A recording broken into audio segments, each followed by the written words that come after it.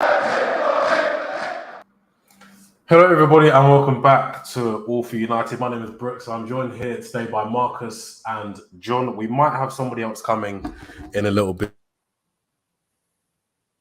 Oh, you've muted yourself there.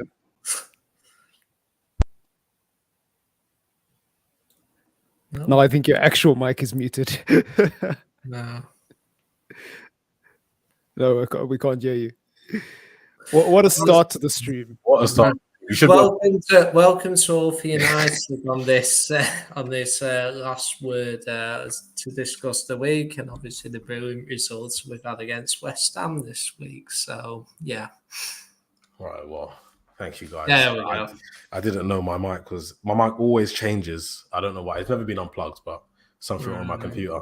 But yeah, welcome to the show on Sunday at 10 p.m. We might have another guest joining, but I'm not 100% sure yet. It will be Mr. Ton if he does join. But of course, we did play West Ham today in a 1-0 victory at Old Trafford. It was a very, very close match and a win which was very, very important to us. It keeps us within touching distance of top four. The fourth place, I think, is currently occupied by Newcastle, but I believe we are 1 point away from, obviously taking their place. How did you guys feel about the match today? I'm going to start with Marcus here. What were your thoughts on the match? Yeah, I mean, very, very chaotic towards the end. I thought we started well. I thought we really dominated the game in the first half. And despite a few moments of sloppy passes and bad habits, I think generally speaking, we played quite well in the first half. The second half, however, it was chaotic. David De Gea's heroics were literally the reason why we were able to get 3 points today. So, yeah, but on the balance of it, I'm quite happy, considering everything, considering the fact that we're still early in Erik ten Hag's tenure. Like, those periods and passages of play where you're defending, it's always going to happen, especially in the Premier League. There's no such thing as an easy 3 points. So I'm not too fussed about that second half. The fact that we got over the line for me is an indication that this team is building something special. So, yeah, I'm quite happy. There were 2 points there which you picked up on, which I'm going to talk about later on in the show. There's a couple of questions which I have ready here for you guys. One was about sloppy passes, which I'm going to single out a single player, and David De Gea's heroics. We'll talk about him later on in the show as well, because, of course, I think it was a few days ago, it was announced that he wouldn't be in Spain's 55-man preliminary squad for the World Cup in Qatar this year. But, John, your thoughts as well? Are you impressed with today's performance, or are you just happy to get the result? I think the most pleasing thing about today was that we managed to grind out the results. And I think that, I think the defence was absolutely had to be rock solid today, and it most definitely was. And you look at it and you think it's probably... I mean, we've had games recently like Newcastle and Chelsea where we probably should have won those games, but we ended up drawing them. But today is a game where we could have easily not won it, and we did manage to win it. And it's a testament to what Ten Hag has done with the team in that today. It showed that we're building a great team, because only great teams can win a game like that without playing well. And for me, we all know about the defence. How Martinez has been a brilliant signing. It's mainly been him and Varane, but obviously Maguire came in. I thought second half he was very good, and obviously Delo is probably the best I've seen him defensively ever in the United shirt today. And I just think it's you learn more about your team when you grind out results like 1-0, and you could just see like the emotion from the players, the way they were celebrating at the end. It felt like a big moment. I think Casemiro's goal last week felt like a big moment. I think today feels like a big moment, because when you think of the fractions there were last season, and some of those players were playing. Rashford was off last season, Maguire, obviously Ronaldo was scoring goals, but it was toxic. And the fact that these players were on the pitch and there was that togetherness, that was the most pleasing thing for me about the performance. That's some great points there. And I'm going to pick up specifically on Casemiro. Obviously, since he's been starting for Manchester United, he's probably been the most consistently above average player alongside Lisandro Martinez at the back. But today, I don't think he had the best performance personally. He was a bit sloppy on the ball. His ball retention wasn't at the highest. But just overall, I have a question for both of you guys. I just want your opinions on this. Do you think he might be the best panic signing? And I say panic signing very loosely, panic signing we've ever done, because obviously he wasn't our main target in that position. It was Frankie de Jong, who is currently rotting on the bench for Barcelona. But Casemiro has come in and given us something which we've so dearly been missing for probably ever since Michael Carrick retired. Yeah, I mean, it kind of shows that there's more than one way to skin a cat, right? So I think with Casemiro, what you're getting, obviously, in terms of a destroyer, in terms of a ball winner, in terms of somebody who's able to read the game is great. But we're also noticing that even though today he didn't show it, he is capable of progressing the ball up the field. So I think with Casemiro, we have discovered a real gem, right? Like we found a diamond in the rough when we were least expecting it. And I think some people in the fan base reacted very positively to Casemiro. Now, I like Casemiro, so I was very conflicted. I really wanted us to get Frankie de Jong because I thought it was pivotal to the way we're going to play. But then we got Casemiro, and I was like, well, it's pretty hard to be mad at that. And then we saw him play, and we're like, well, he has this other side to his game that we haven't seen because, he didn't need to show it at Real Madrid. And yeah, so I think absolutely he is one of the best panic signings we've had. I mean, you could say the same about Martinez to a certain extent because Timber was his first priority. Yes. And he ended up getting Martinez. Now, that wasn't really a panic, but you know what I mean, right? So I don't know. It's between him and Martinez, but I would say Casemiro is the one. No, you've just so brilliantly brought me on to my next question, which is for John. It is about Lisandro Martinez. Do you think he is the reason why Maguire looked so comfortable? Maguire, obviously, it's a cliche term in football. It was a game of two halves. I think Maguire had a solid game. He made a couple of mistakes, a few stray passes. Yeah. I know in the first half, don't know what minute it was in, but he was caught massively out of position and Lisandro Martinez did have to cover. But I think that was the first few minutes, wasn't it? Yeah, I think it was Ben Rama attack. Might have been a counter attack or something. But do you think Maguire's Martinez's quality gives Maguire the safety cushion that someone like Lindelof or Bailly might not have given him before? Yeah, I definitely think Martinez, he's obviously quickly became our main centre half. Obviously, we've, our friends who's spoken often about, players like Brown and Maguire and that. I think it's not just Maguire. I do think Martinez has had the kind of impact where we really lack that kind of aggressive centre half for a number of years. I know Maguire sometimes steps forward, to try and win ball and that. And I think it was demonstrated a couple of times there where he does try and step on. Sometimes he does miss the ball and that leaves our backline exposed and that. But it's not always down to him. I think every player has looked solid with Martinez alongside them because I think he does the dirts where you need the centre half who, is always on the front foot. Your Vidic type, your Steve Bruce, willing to make tackles, get yellow cards for, for banging into a player. That you need that kind of centre half. And therefore, if you got one centre half Martinez doing that, the other one can have a bit more of a observing the game kind of thing and just, holding back. So if Martinez just miss, at least you've got that cover. Varane's brilliant at it in terms of he'll only make a tackle if he has to make a tackle. And it goes back to, I said on the Fergie when you have Vidic. Vidic used to get stuck in. Ferdinand was much more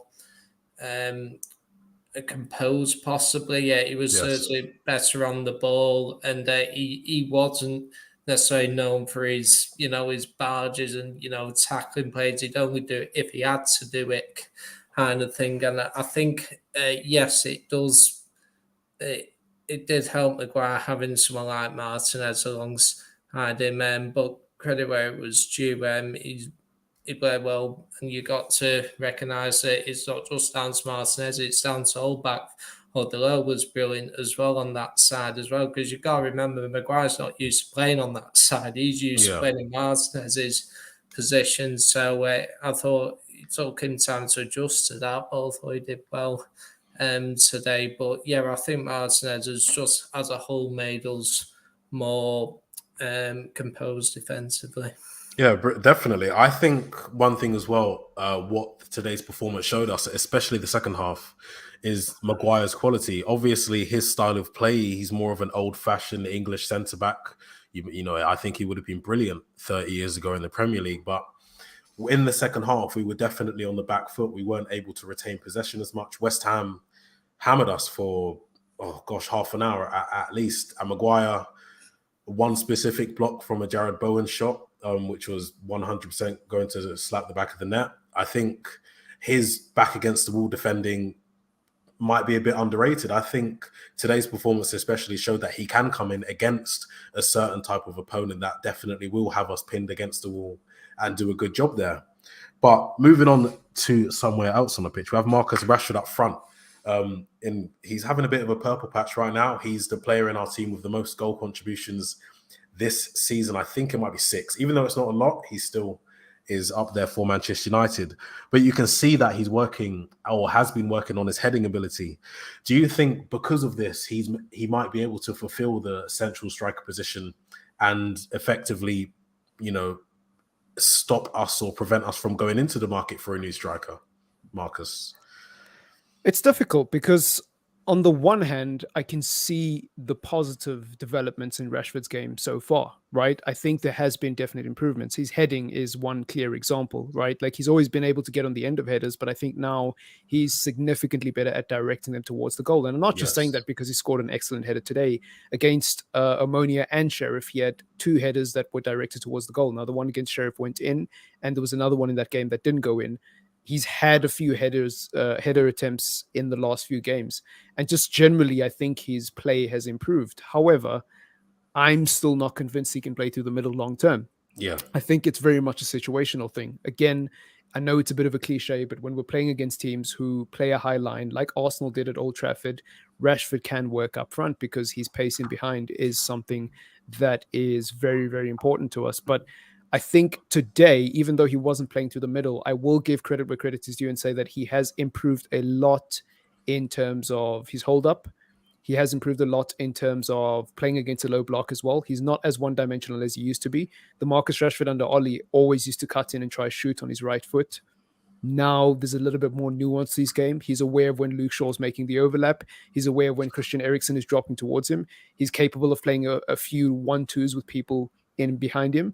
He knows how to keep things simple and not always try to do everything himself. And it ends up actually making him the star of the show because he gets more of the ball. His teammates trust him more now. It seems like Marcus Rashford is an integral part of our team because he gets the ball more.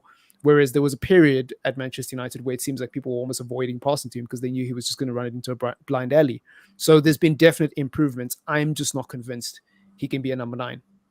I still think he's very much best used as an inside forward, right? Because he's not a winger, he's not a number 9. I think he's an inside forward. I think he's very much a left-sided forward who just, he's not really a winger, he's not really a forward, he's just somewhere in between, That's my kind of answer. Now, John, do you think Marcus Rashford's, ability to improve himself and, what he's been showing recently might be down to the tactics? Because what I noticed today, specifically on the counter-attacks for Manchester United, Ronaldo, who was our central striker, didn't attack. He almost stood still. And it wasn't just one time. It was 2 or 3 times, which almost gave Rashford and Elanga, the wingers, more opportunity to, keep possession of the ball, attack, wait for the overlaps from defenders. Ronaldo just he wasn't there. He wasn't in the box until much later on. Do you think that is helping Rashford almost express himself quite a lot more?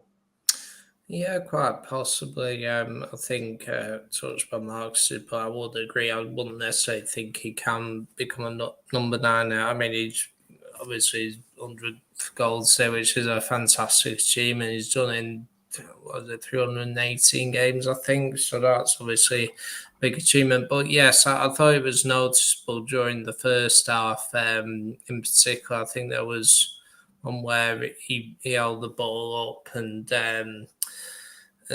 basically, I think Shaw did an overlap for him, and then Shaw got the ball and he pulled it back, and it was well defended by West Ham. And for me, it's I would agree that he tends to run the diagonal usually. It's like where you start out, you drift into the centre. He can still be productive playing on the left. Both his goal today came from him sides on the left, because if the ball's on one side, you still need your forwards to get into the box. So if it misses Ronaldo, number of times, in the past when we used to go like Giggs or Kanchelskis or Ronaldo even, wingers that used to, when the ball was on the other side, our other winger will come into the centre and score a header or a volley or whatever. And that's what Marcus Rashford did today. It's that predator instinct, like get yourself in the box. And we all know it has been noticeable with Rashford the last couple of getting 2 cracking headers. And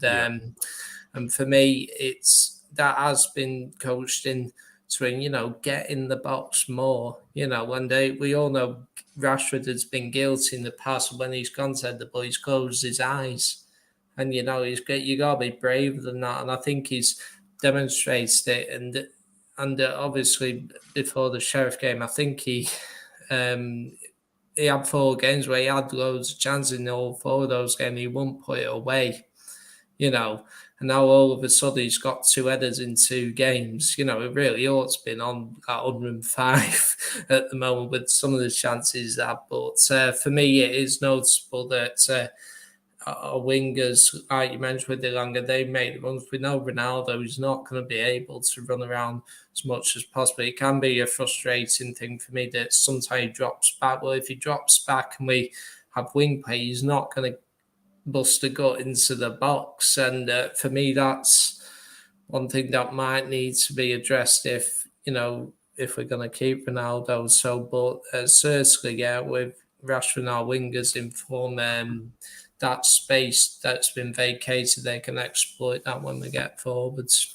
Yeah, definitely. I think, especially with Ronaldo, being the age he is definitely slowing down. I think Ten Hag will have picked up on that, and I think that might be the reason for the change in tactics. Him, freeing up space for the wingers. But we're just going to welcome Mr. Ton here. Sorry, one sec, guys. Just on time.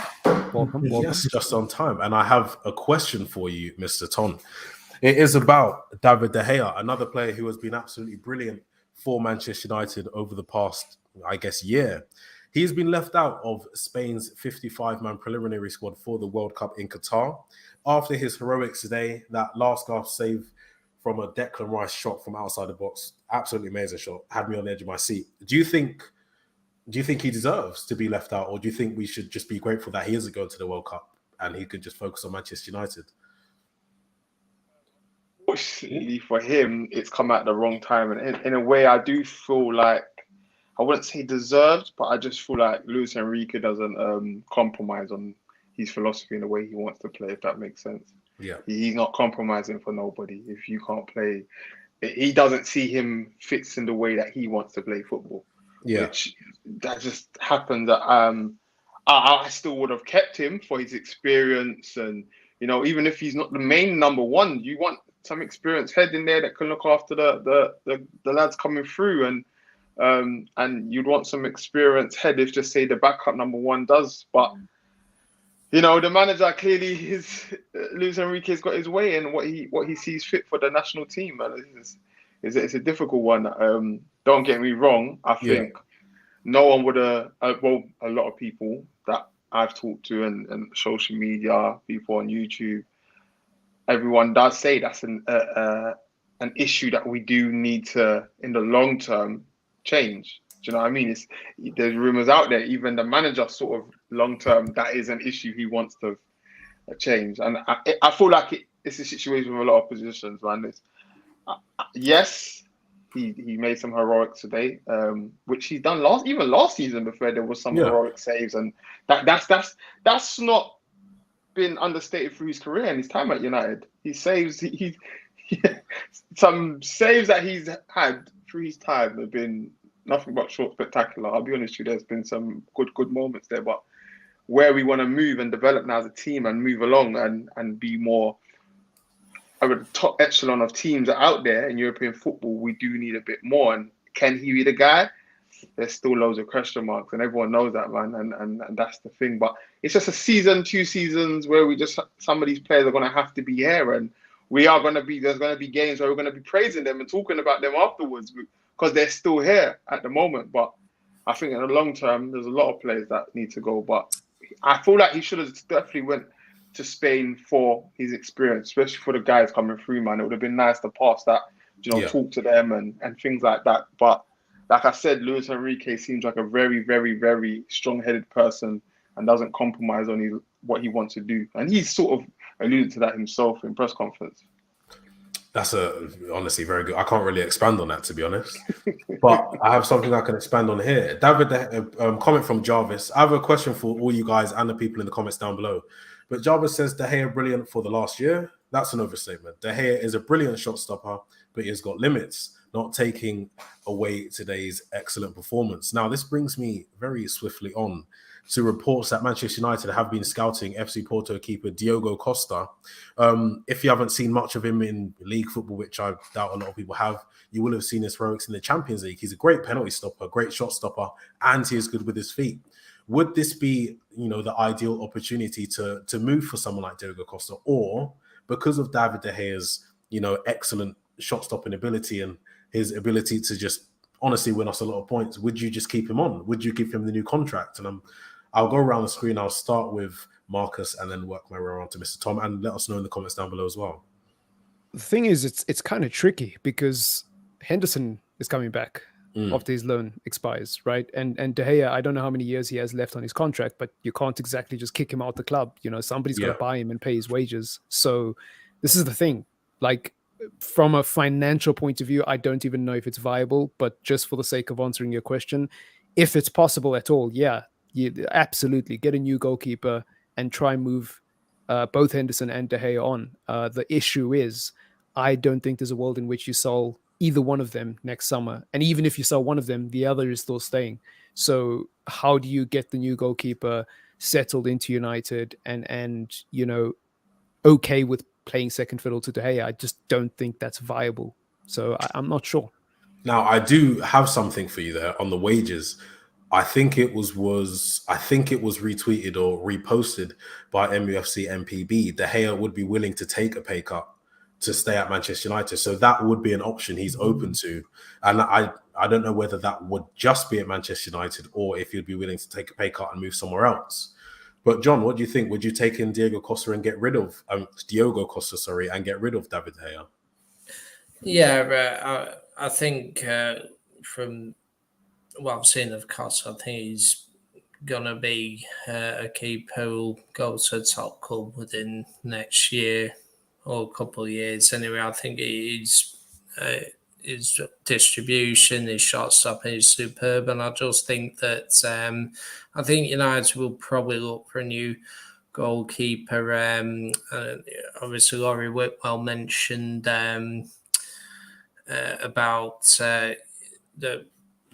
that United wants to negotiate a reduction in his wages, which will be interesting to see whether he does take that option. But we all know with De Gea, his biggest strength is that he's seen off competition. He saw off the competition of Dean Henderson that he's not going to give up that number one spot without a fight. And I think this is where, and I think Ten Hag touched upon this. He was asked about it before. Apparently, he said that, he's a top goalkeeper and he'll improve game to game. And it is noticeable to say, De Gea has got a bit better at distribution. That I think there was that moment in the first half where he came off his line to clear the ball and he has done it several times. When you can't say it's too much to be a coincidence is what I'd say now. But I do think eventually you're going to have to get a new goalkeeper in. Costa is 23 and you want to have a keeper for the next decade, nearly. And De Gea's obviously been here for a decade, but how much longer will he here as number one, maybe a year, 2 years maximum, probably. And but I do think Ten Hag will probably look for a new modern keeper. It might be that De Gea might take a pay cut and say, "Listen, David, we would like to keep you, maybe a second choice, possibly." And that's another option. I'm not sure he would take that, but we'll have to wait and see. He clearly loves the club, and no doubt he'll keep fighting for that number one spot until he's told otherwise. Mr. Ton, do you think Manchester United will go for Diogo Costa or give Dean Henderson a chance to prove himself once again? Henderson's time at the club's done, in my opinion. So I think he sealed his fate with that interview that he done, especially at the beginning of the season.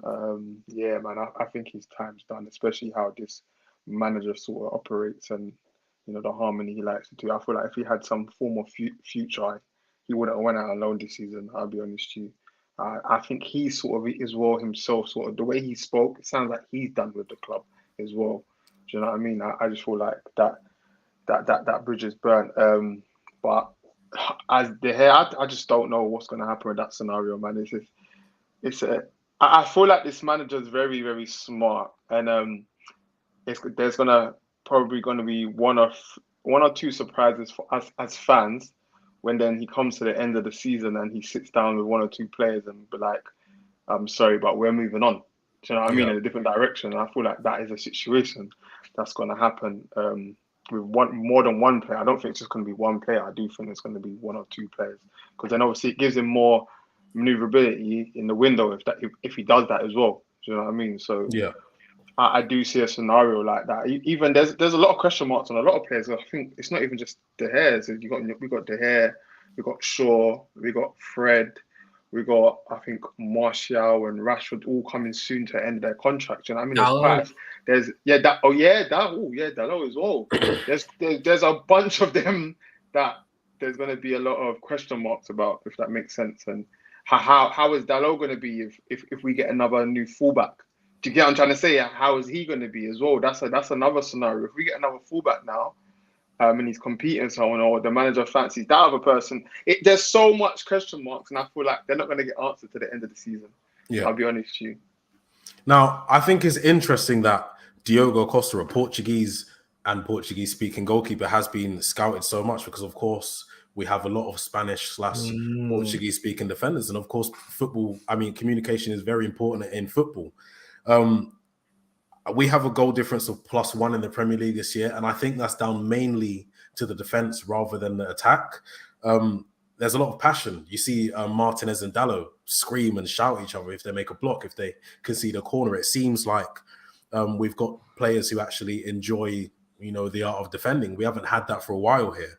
I think Diogo Costa will be a brilliant addition to Manchester United. I've watched a bit of him only in the Champions League, I must say, but I'm a big fan of him. He's a great shot stopper and he's good with his feet. And I think he'd probably take the same path as an Ederson, who, of course, is, I'd say, up there with the top two keepers in the Premier League. I think that's a chance we definitely have to make. And I think, on the rest of the squads, Dean Henderson, I agree with Mr. Ton. I think his mannerisms, his just persona reminds me of like a petulant teenager. They don't really know what to say. He's very egotistical. It's like his friends are gassing him up. I think he's got the wrong people around him. But someone who I do think has the right people around him is Alejandro Garnacho.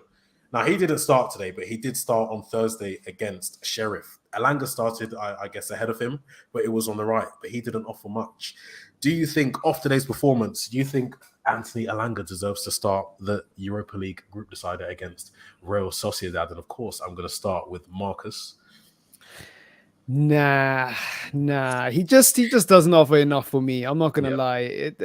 Honestly, I like Anthony Elanga. I like his application. I like his attitude. I like the fact that even when things aren't going his way, he always seems to have the right attitude. Yeah. And that's really important in a footballer, because we've had so many wingers over the years, Sancho, who just seem disinterested in, and they might be interested. They might be trying their best, but their body language doesn't, convince you as a fan. So Anthony Elanga's got the character part down.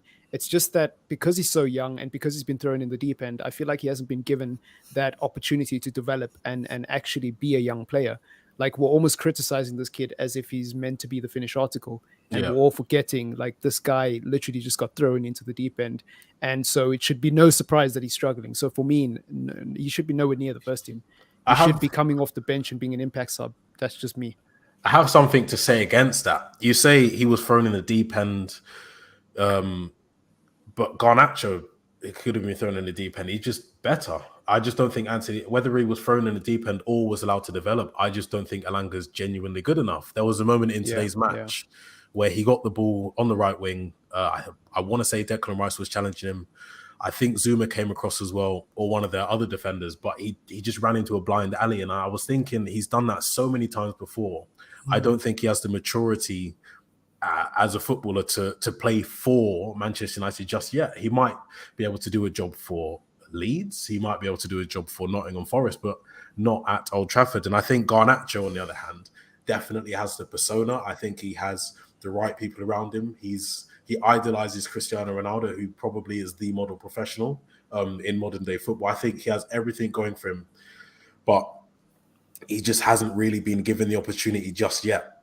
Do you think he should start on Thursday against Real Sociedad, John? Well, he certainly played well against Sheriff the other day, so it wouldn't surprise me. I personally think, but then again, it's a game where we have to score 2 goals to go through, don't we, to top the group, and so would you entrust him to do that? Because it is quite a big game in the seas. Yeah. So I'm not sure he will start on Thursday. I think he might start the Villa game in the League Cup, though, potentially. And for me, he does have natural play. I think he might be another one whose contract might be running out soon as well. They've been working on it for a few months now. Yeah, so I think it'll be good if he can get a contract. Certainly, one of the bright prospects have come from our youth and so on, but he still has a lot to learn, because obviously he starts against Sheriff, and no disrespect, Sheriff, not the most renowned team, are they? It'll come up against bigger tests, and Sociedad is obviously a far bigger test than what Sheriff is, or any Premier League games. So I think then I'll squeeze him in. You can't just rush someone in, because if he was to play every game, Elanga, look at what happened to Elanga. Like when he started playing, first few games played really well. He stood out. Now all of a sudden he doesn't look great and so on. So if you rush players in and promote them and all that, then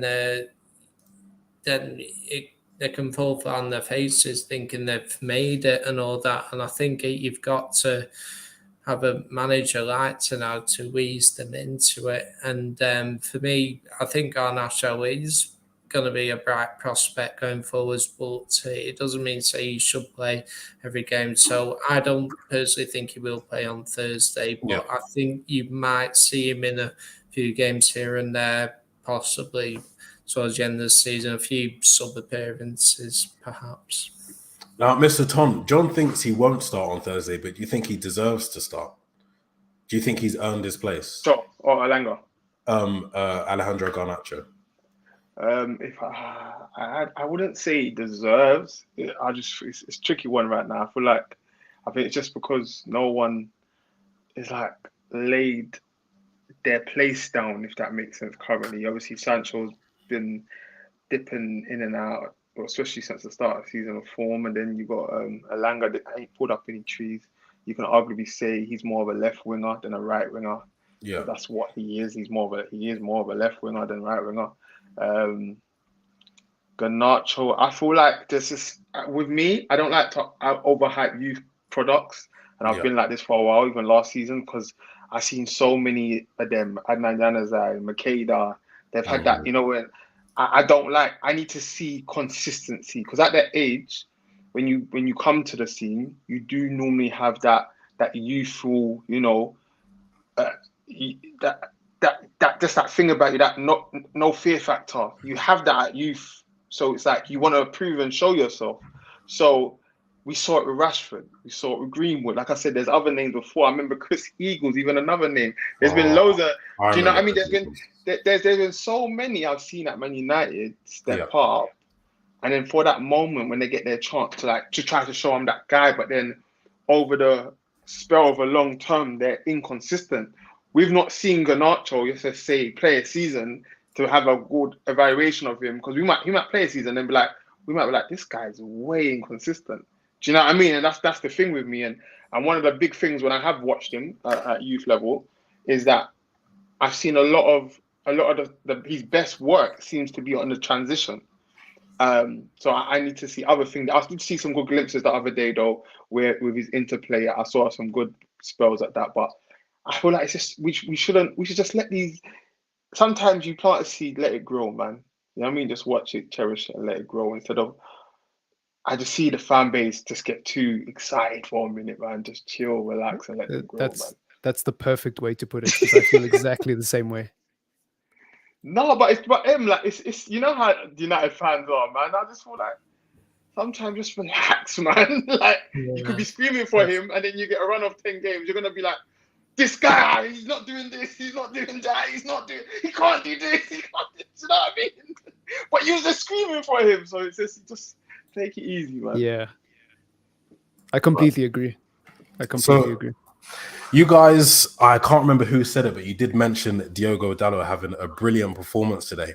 Now, I've just seen on Twitter, it was Sam Pilger, who's a sports writer for the Forbes, 442, Opta Sport, The Athletic, Bleacher Report, The Times Magazine, and the author of Manchester United's Best XI. So he does have a bit of a resume. He has reported that we have been linked to Bayer Leverkusen right back Jeremy Frimpong, who's coming through the ranks. He kind of had his breakthrough season last year. But do you think Diogo Dalot, is our first choice right back, or do you think he does need to be upgraded? I think for me, he is our first choice right back. Now, I think we still need to sign a new right back anyways, whether it's for backup or to compete with him. That's like, for me, that's non-negotiable. We need a new right back. But I've been happy with Dalot. I think today and just the way he's progressed this season has shown that this guy has a lot of potential. He has a lot of potential, and we're starting to see the consistency now. I think I've always felt what he offers going forward is enough to compensate for his defensive weaknesses, but he's even addressing those weaknesses now. Like today, he made a lot of blocks. He was great in recovery. He stopped the West Ham attack virtually just based off recovery pace alone. Now, Martinez, I think, would have been fine, but there was a point in the game where Benrahma had a clean break. And I don't think Martinez stops that shot if he cuts in, but Dalot is there, so he doesn't have the option to cut in. He has to keep running into a blind alley. Yeah. That's just one example. Like, Dalot is so important. I think he really has stepped up in a big way this season. And this is only the beginning. We don't know how good this guy can get. So for me, I'm behind Dalot 100%. But we still do need a new right back. I'll maintain that. Now, the defense has been immense for us this season, and we are in all competitions unbeaten in 8. We are 1 point outside of the top 4, and there's only a few matches left until the World Cup. Do you think that we can, sit comfortably in the top 4 come the end of the season, or do you think it's the other teams that have been faltering, like Chelsea, like Arsenal? I don't know. Well, we did beat Arsenal, but like Liverpool and even Tottenham. Do you think we'll be able to capitalize on their errors, John? I think we got the ability to, yeah. I think it's obviously there's a lot of football, and you can't underestimate that any momentum teams may or may not have come the World Cup might go the second half of the season. But for me, I think we're in very good shape, and I think I mentioned last week that we played all the top 6, and they've still got to play each other, and we're already ahead of Chelsea and Liverpool at moment. And I just think that obviously you got to look at the past month that we've had as well, like, because we were saying about all the fixtures we got to play this month and that, and the only game we've lost was the first one, City, isn't it? Yeah. Every other game we've either won or drawn, and that. Okay, there's been a couple of games where we should have score more, then we should beat Newcastle or that kind of thing. But you look at it and you think, well, we've beaten Everton away, we've beaten Tottenham at home unbelievably, and we showed character away at Stamford Bridge to concede a late penalty. And I think interestingly, I think since the City 6-3, that penalty, it shows the only goal we've conceded in the league, isn't it? Yeah. I think so. So clearly we've addressed. Oh, we conceded against Everton. Sorry. Oh, And sorry. Chelsea. Yeah, I forgot about that. Yeah. So, but obviously we're learning a lot about the character like Ammonia, and Everton. We came back from behind in both games, scored a late winner against Ammonia at Old Trafford. Okay, we should have won by more, but we did score a late goal. Chelsea, that late goal, and Tottenham, and today we're learning a lot about the team, that they are trying that find that determination. That yes, we might not be perfect at the moment. We should certainly have scored more goals, but you're going to have to work damn hard to beat us, and I think that's a great mindset. I'm looking at our defence now. I'm thinking, look, gosh, we can see out any pressure. And I think today was when I was really, really nervous in the second half and that. And I just think that after seeing that, I can look at it and think we can see out any game now. That's the way I look at it. And I just think that the determination of the team, and that I do personally think it puts us in good stead. And it is also worth noting, I think we're 3 points behind Tottenham. Yeah. The game in hand. With 1 point behind Newcastle with a game in hand. And so we could possibly push for third, possibly. And obviously Arsenal are top at the moment, but we know with Arsenal that at some point they'll probably hit a bad run and that. So it'll be interesting to see. But yeah, I do think we got a good chance at the top four. Now, Mr. Ton, I like having points on the board, but having a game in hand is also a little bit of a safety cushion. And I think our game in hand is against Crystal Palace, if I'm not mistaken. Are you more comfortable, in thinking we might be able to even secure third or maybe second if Arsenal fall off or whatever? On the channel from the start of the season, there's an opportunity for United this season. If Yeah. you weigh up the environment that we're in right now, we're in an environment where Chelsea are in a new phase with a new manager trying to implement his style. We're in a situation where Liverpool are clearly dropped off big time in the transition period. Also, Newcastle trying to get a European spot. Yeah. So there's a window of opportunity, and Spurs is not playing any centralizing football, if I'm honest with you, and I've watched them quite a lot this season. They're a very open team, and I've been saying it on this channel. It's an opportunity for United this summer. I mean, this window. Not this window. I mean, coming up this season, and then if we strengthen in the window, we have an opportunity, because that's now going to determine, I reckon, our season, how we maneuver in the window. Because if we maneuver correctly in that window and address probably 1-2 situations, we could fight. We could fight for second place. I can see a situation like that, because let's be honest, has Arsenal shown that they can get across the finish line?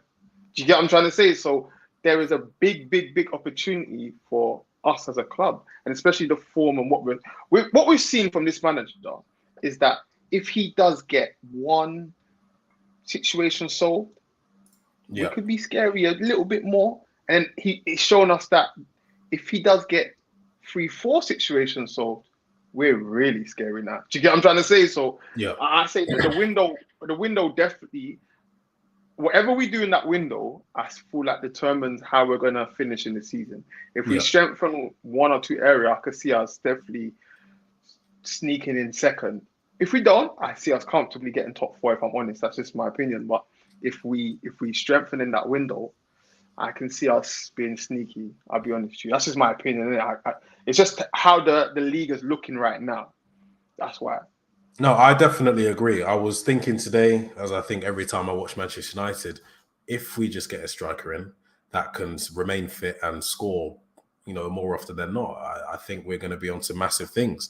But most of our progress has been down to Ten Hag, if we're totally honest with each other. I'm going to ask this to all of you and the comments. I'm going to start with Marcus. Do you think Ten Hag is proving the doubters wrong? Because the level of criticism, I think, is going down from pundits and journalists and, people on the internet, because they're realizing that, Ten Hag isn't the bald fraud. He's being compared to Pep Guardiola. He's, all of that stuff. I think he's really starting to prove people wrong. He doesn't let much go in press conferences. His post-match and pre-match interviews are stone cold. He seems to be able to handle the egos. He handled the situation with Cristiano Ronaldo, I think, immaculately. I think he couldn't have done anything better or anything worse. I think he genuinely is the perfect man to take Manchester United back to the top. And as he said, all eras come to an end, and Liverpool seems to be coming to an end. Manchester City is next. Yeah, I mean, whenever you judge a manager, I think there's like three main areas. Obviously, one is tactics, two is man management, and three is just the general mood around the club, right? Like, what are people saying about this manager? What are the players saying? So starting with the mood, obviously you can see there's a general camaraderie on the pitch. I think nobody can deny that there's a togetherness at Manchester United that probably only existed in the beginning of the early days, right? The honeymoon phase. And then in terms of tactics, obviously there's been improvements, right? We're now playing a different shape when we're progressing the ball up the field. The inverted fullbacks, right? We never used that under previous managers. The fact that Anthony, has been integrated into the team so seamlessly, and we're now playing with a proper out-and-out winger. But not only that, Rashford, we've seen improvements from him and how he's been integrated into the system, right? There's lots of things you can point to. So tactically, he's improved us. I think even in terms of the style of play, everybody can see what Ten Hag is trying to do. You might not have a name for it. You might not be able to say this is his style of play, but you can point to things like we're trying to control the ball a little bit more. We're trying to be a team that is proactive rather than just sitting back and trying to hit other people on the break. We're trying to take the attacking initiative and we're trying to play football. Even against Manchester City, when we got piped, the one positive thing about that game is that we tried to play football. We didn't just go there, and wave a white flag.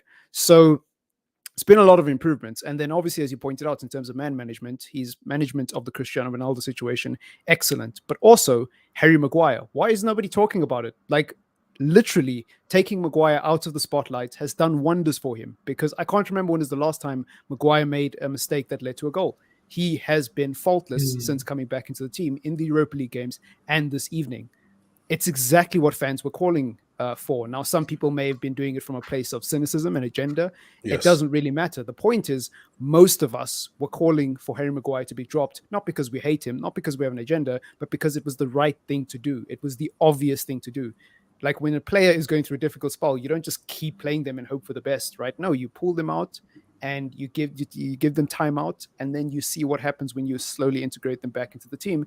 And he's done that with Maguire. It only took him 2 games to drop Harry Maguire, and look at the results of it. You know what I mean? So he has been genuinely excellent when you consider it. He only had 1 transfer window, and this is his first full season. Also, we all saw what happened against Brentford and Brighton, and just how quickly he was able to correct those mistakes and change the team. It's amazing. It's honestly amazing. Like, the short time he's had and the improvements he's made, I don't think people realize how difficult it is to do what he's doing. So for me, he's been excellent. Now, John, do you agree?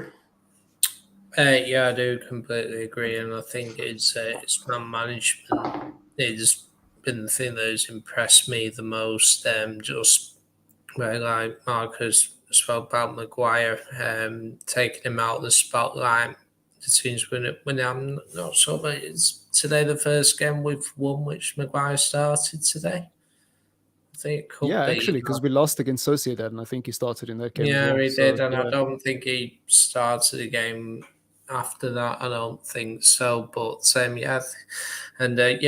he's managed that. Luke Shaw admitted that he was right to be dropped, and now he's come back better. Obviously, players like Sancho, he was dragged off against Chelsea. He hasn't played a single minute now, and he's probably not going to go to the World Cup. So for me, it'll be interesting to see how he responds to that, particularly in the second half of this season. But yeah, I think his overall man management, and also the fact he knew what he wanted in terms of the transfer market as well. He obviously wanted De Jong, he didn't get it, but he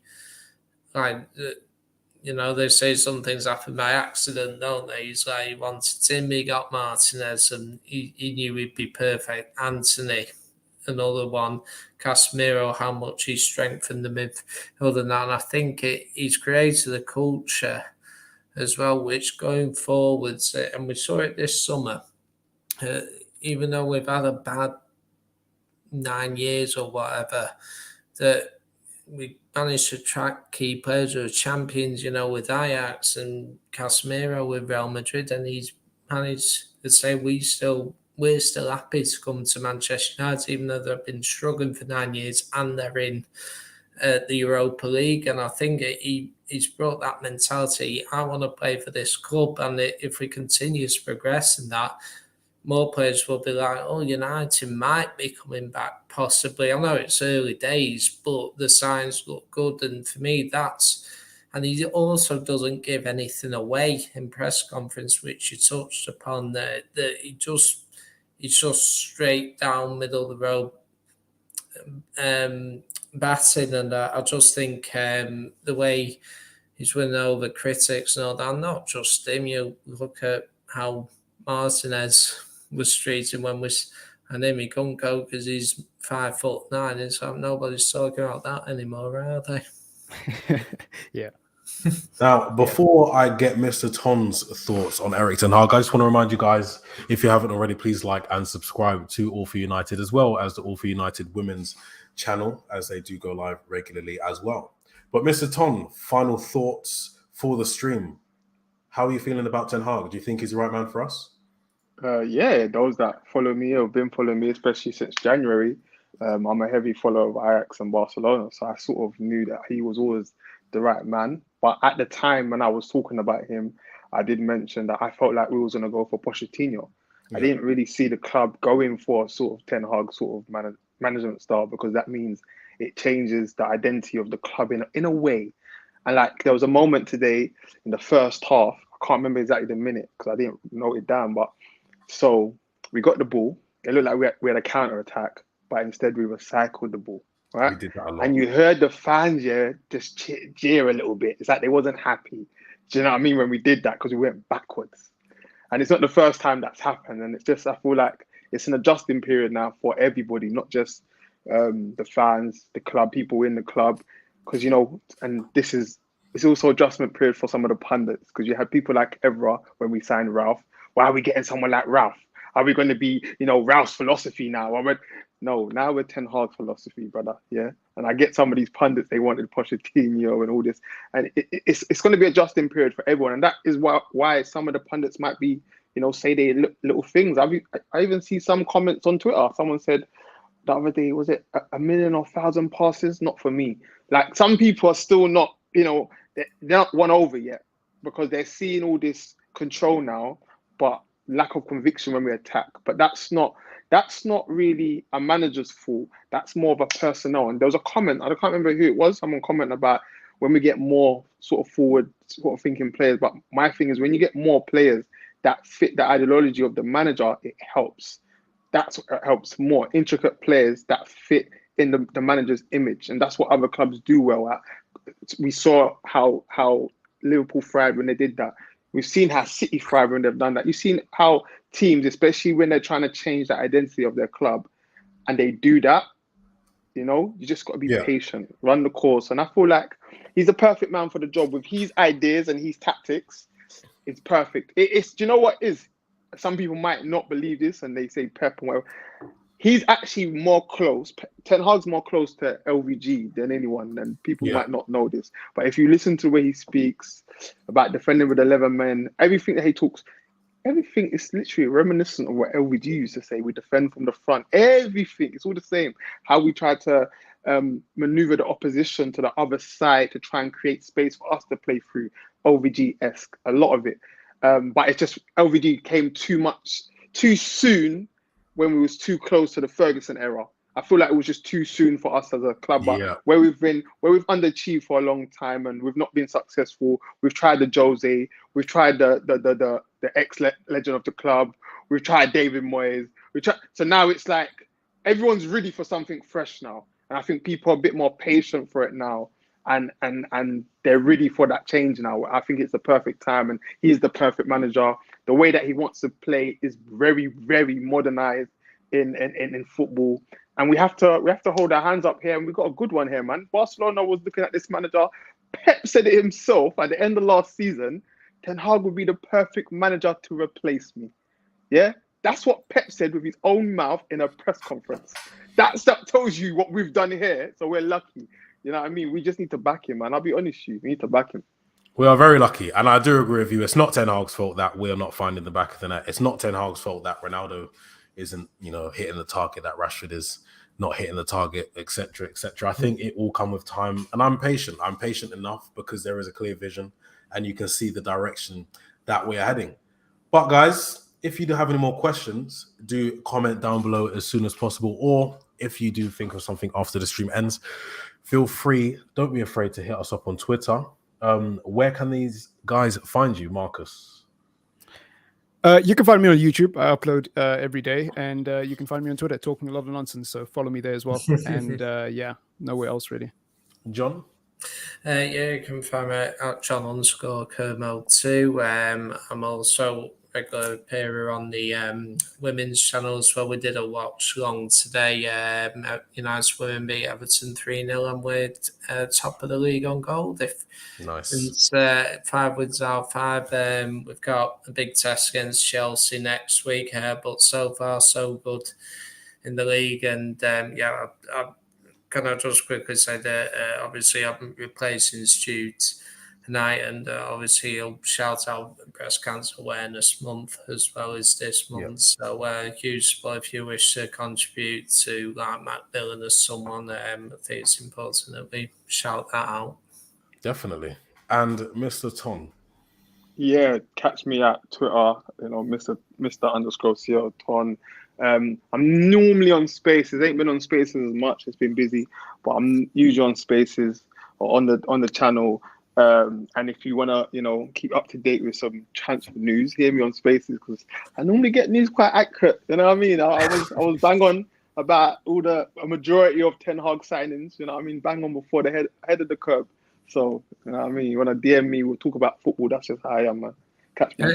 Can I just point out that comment? How rare that is for both men and women's sides to win on the same day or even the same weekend. It's so rare. So I think